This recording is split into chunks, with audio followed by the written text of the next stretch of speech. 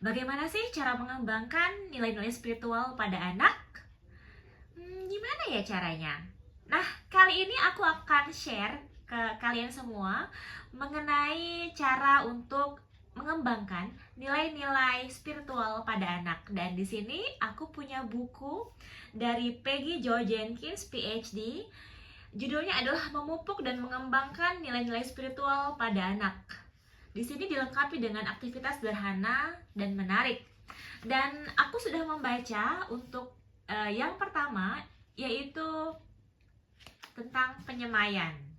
Nah, aku mau sharing dulu ya ke teman-teman semuanya. Mudah-mudahan semuanya ini akan bisa bermanfaat untuk kita sebagai orang tua, khususnya mungkin sebagai ibu, untuk bisa memberikan pengajaran kepada anak-anak kita. Jadi cara mengembangkan spiritual atau nilai-nilai spiritual pada anak itu seperti apa? Let's get started.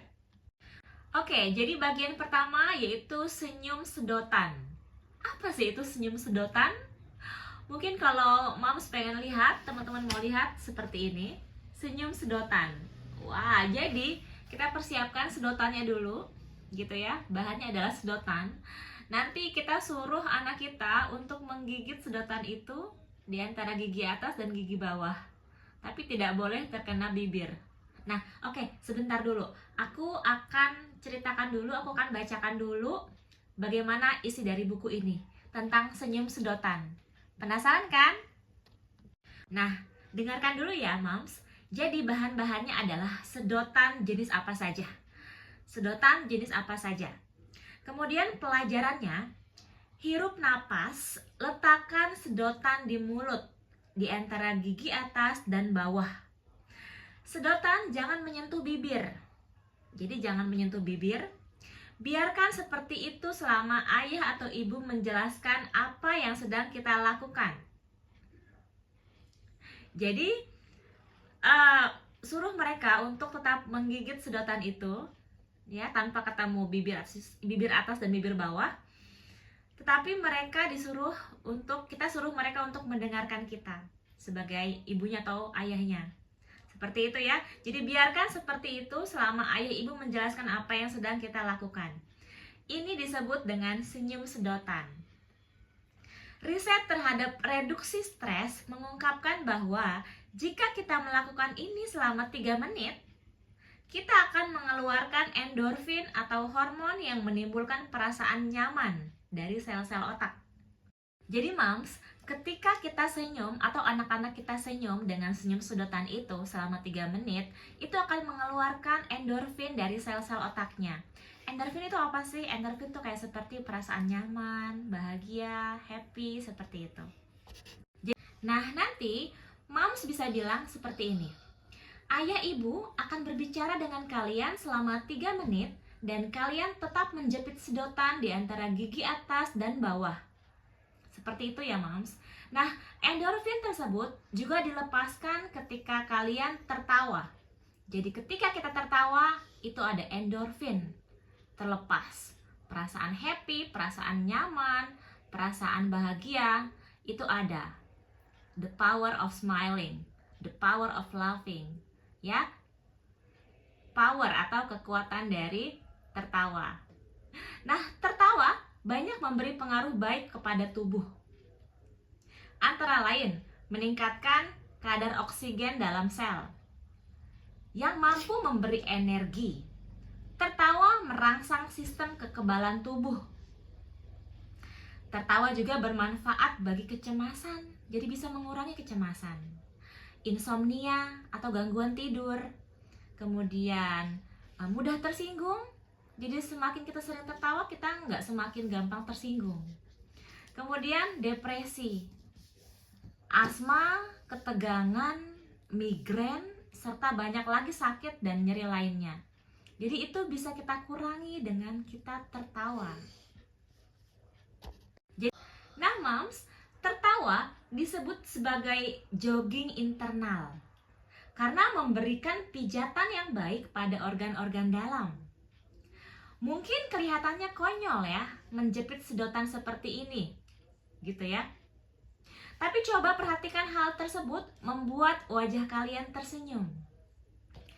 Sains menunjukkan bahwa ketika kalian tidak sedang merasa senang sekalipun, jika kalian memasang senyum sejenak dan bersikap riang, maka kalian akan benar-benar menjadi lebih bahagia. Jadi walaupun kita ini tidak dalam keadaan happy, tapi kita tersenyum, itu akan membuat happy secara tidak sadar.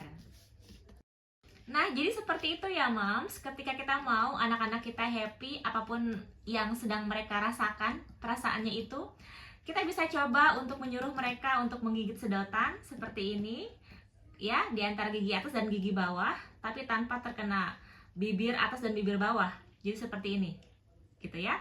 Biarkan selama 3 menit, dan kita bisa memasukkan pelajaran atau ya pelajaran untuk mereka, atau afirmasi juga bisa selama 3 menit. Nah, nanti mereka akan mendapatkan endorfin atau semacam kebahagiaan dalam diri mereka, secara langsung ataupun tidak langsung. Ini akan sangat berefek bagus banget untuk mereka karena bisa mengurangi sakit, seperti misalnya ada yang sakit asma, atau misalnya ada yang insomnia, atau ada rasa cemas, itu akan hilang karena efek dari tertawa atau efek dari tersenyum.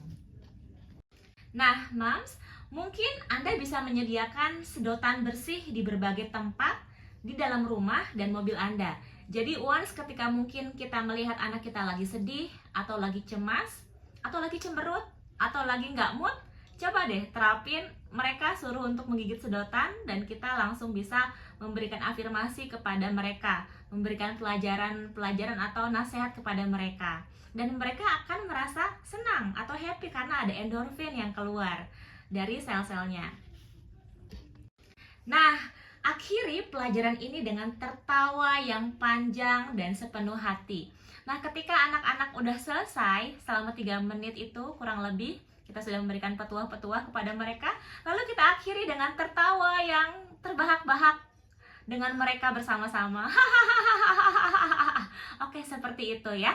Nah, ini gimana ya? Ini tuh sangat pertama kali aku mendengar atau aku membaca buku ini, itu aku merasa, wah, ini sangat berguna banget untuk aku terapkan kepada anak-anakku.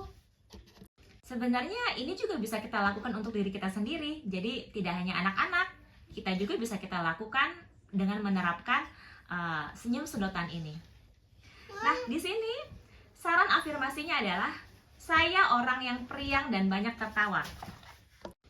Jadi, ketika mereka sedang melakukan senyum sedotan, kita bisa mengafirmasi mereka dengan kata-kata, saya orang yang periang dan banyak tawa. Saya orang yang periang dan banyak tertawa. Saya orang yang periang dan banyak tertawa. Dan nanti dalam pikiran alam bawah sadar mereka, anak-anak kita, mereka akan berpikir bahwa saya adalah orang yang periang dan selalu banyak tawa. Nah, gimana moms? Kita sudah belajar mengenai bagaimana caranya untuk mengembangkan nilai-nilai spiritual pada anak. Dan terima kasih nih, aku sangat bersyukur sekali bisa membaca buku ini. Dan aku alhamdulillah bisa share kepada teman-teman semuanya, kepada mom semuanya. Mudah-mudahan bisa kita praktekkan ke anak-anak kita. Terima kasih sudah menonton. Jangan lupa untuk subscribe Diary Ibu ya, karena aku mau selalu sharing tentang kegiatan aku atau tentang pelajaran-pelajaran yang ibu atau moms harus tahu untuk bisa kita ajarkan ke anak-anak kita. Terima kasih. Sampai ketemu di video-video berikutnya. Bye.